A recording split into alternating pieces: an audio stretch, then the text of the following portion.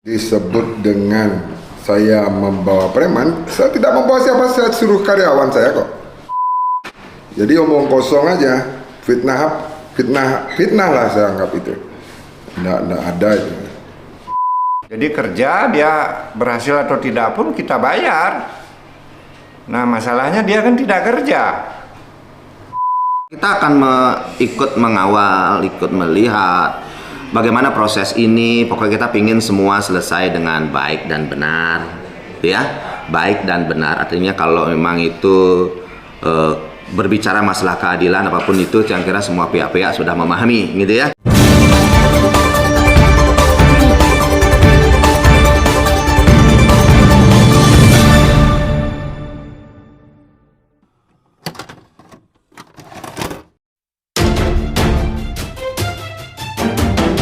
Keluarga Puri di Denpasar angkat bicara soal santernya pemberitaan tentang penyegelan kantor hukum Lembaga Advokasi Bantuan Hukum Indonesia di Kompleks Badak Agung Renon, Denpasar pada waktu yang lalu.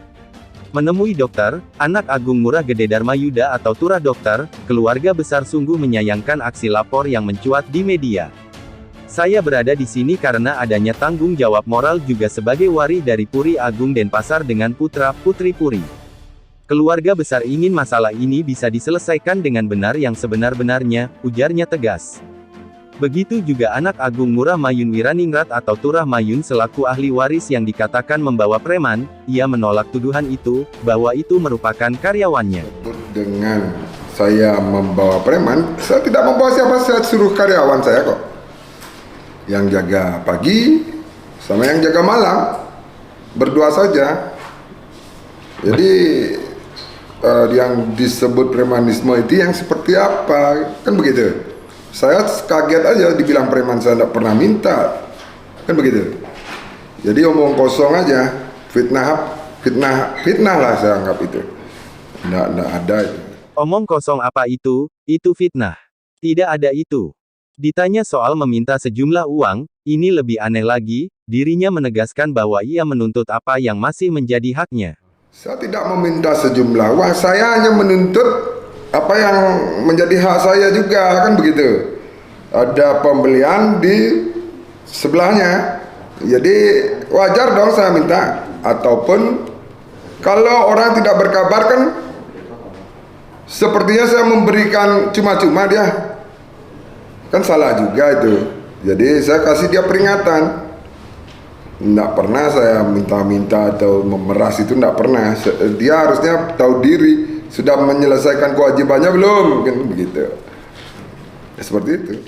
Bahkan dalam wawancara dengan Pak Inti selaku pengelola yang juga dilaporkan, bahwa dirinya tahu persis bahwa pelaporlah yang tidak komitmen sesuai dengan yang ada di perjanjian, sehingga ahli waris almarhum memberi peringatan. Di buku tanah, memang tanah ini tercantum Sawah Pura ya, SP aja ya. Laba Pura ya, SP. Laba Pura Merajan Satria. Sudah dimohonkan sertifikat oleh almarhum Ide Cokodo yang waktu itu masih beliau masih menggunakan nama yang lama ya, Cokodo Ngurah Mayun Samirane.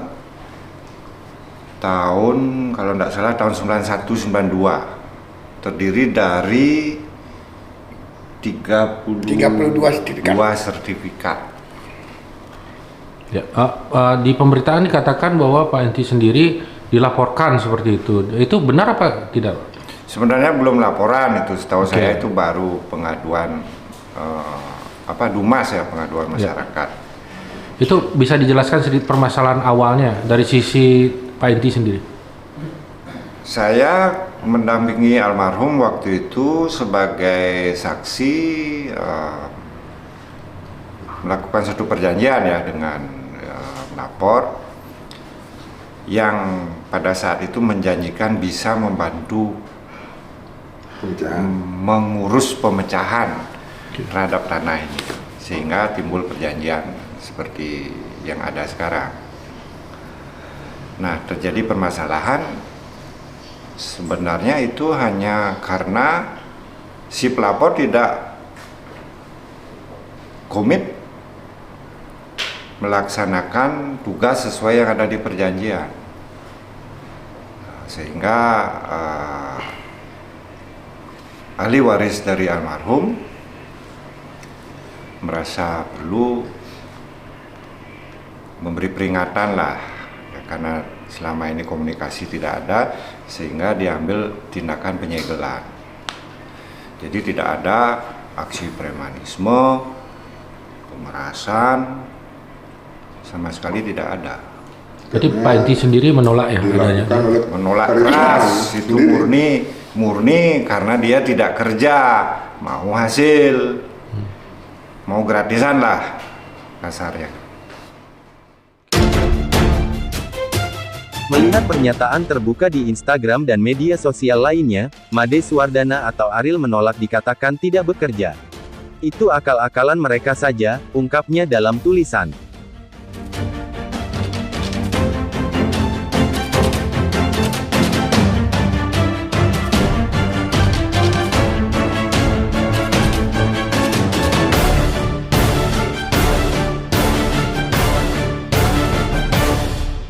Om Swastiastu. Jadi sebelum itu saya ingin perkenalkan diri dulu. Titiang Dr. Agung Ngurah Gede dan Wijude, Mkes. Lebih familiar dikenal sama Turah Dokter kalau di kalangan Semeton. Titiang asli putra saking Puri Agung Denpasar di Puri Agung Belaluan tepatnya. Ya, jadi memang Puri Agung Belaluan itu putra saking Puri Agung Denpasar, dan Titiang termasuk warih dari Puri Agung Denpasar. Dan secara kerabatan saya sangat cukup erat sekali dengan Ide Cokorde, karena memang dari niang kami itu adalah menjadi niangnya beliau gitu ya di Puri Agung Denpasar. Jadi secara kekerabatan jauh lebih dekat sekali karena ada juang kejuang gitu istilahnya. Dan itulah yang menyebabkan juga saya diberikan kepercayaan kemarin saat karya Pelebon Nike sebagai Manggala Karya Ketua Panitia. Ya, dan itu pun berkat dukungan dari keluarga besar semua, gitu ya. Nah, oleh karena itulah Titiang memberikan penghargaan, apresiasi yang sebesar-besar, ucapan terima kasih karena sudah diberikan kepercayaan selaku Ketua Panitia Manggala Karya Pelebon di Cokorde, Ngurah Jambi, Raja Denpasar 9 kemarin, ayahanda kami tercinta.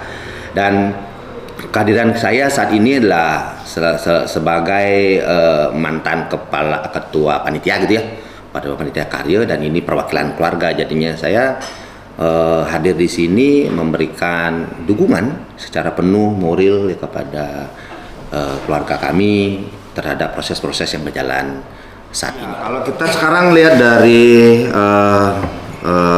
Puri ya, struktur Puri Agung Denpasar itu kalau dari segi kelahirannya memang dari raja pertama, ini ke kelahiran raja pertama yang dari Puri Kaleran.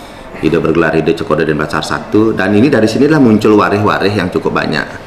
Ya, ada putra-putra beliau cukup banyak, ada 9 putra, ditambah 1 putra dari darah Satrio Jambi yang meneruskan sampai keturunan yang sekarang Ide Cokorde Denpasar 9 dari darah Jambi, Jambi Satrio. Putra-putra beliau cukup banyak ya, dari Puri Agung Kesiman, Puri Agung Belaluan ada 3, belum lagi Puri Dangin ya. Ada juga Puri Jambi juga ada di situ, kemudian Luat Dalang juga ada, Puri Puanggung juga ada, cukup banyak putra beliau di sana, dan itu berkembang terus sampai sekarang gitu loh. Nah, hulunya tetap, ujungnya tetap ya di Puri Agung Denpasar. Nah, oleh karena itulah kami selaku waris juga ya, putra-putra dari Puri Agung Denpasar hanya bisa menitipkan pesan bahwa tanggung jawab untuk Puri itu adalah bukan 1-2 orang. Kalau kita melihat Puri ya, ini tanggung jawab bersama-sama. Jadi tentunya kita pingin bahwa apapun hal-hal yang terjadi itu tetap harus mempertimbangkan keutuhan keluarga besar. Maksud saya, harus mempertimbangkan keutuhan keluarga besar. Karena Puri Agung Denpasar itu saat ini mengempon pura, ya, mengempon pura. Jadi pura itulah tempat kita berkumpul bersama-sama. Minimal setiap setahun sekali, ini dia ada odalan di situ, tempat kita berkumpul bersama-sama. Jangan sampai pura itu menjadi korban karena hal-hal sesuatu dan hal yang mungkin didasari atas ya mungkin emosi atau egoisme yang seperti itu ya. Zaman-zaman saat ini akhirnya apa? Keutuhan keluarga besar ini itu menjadi terancam gitu loh. Dalam artian bahwa kita nggak ada tempat berkumpul lagi, tidak ada momen bisa berkumpul lagi gitu. Nah ini yang menjadi harus saya sama seorang generasi muda, ya, yang berpikirnya itu sangat dinamis, kemudian saya fleksibel orangnya dan pingin sekali bahwa keluarga besar itu betul-betul betul-betul makin raket gitu ya, betul-betul makin raket dengan gimana caranya gitu loh. Momen-momen untuk ngeraketin semeton itu pasti kalau tidak ada upacara adat yang besar itu pasti bisa kita berkumpul bersama-sama. Seperti karya Pelebon kemarin kan betul-betul kita melihat bagaimana keluarga besar itu betul-betul secara moral ya, psikologis, fisik itu betul-betul memberikan dukungan yang besar. Ya. Secara istilah sebenarnya tidak ada dualisme puri.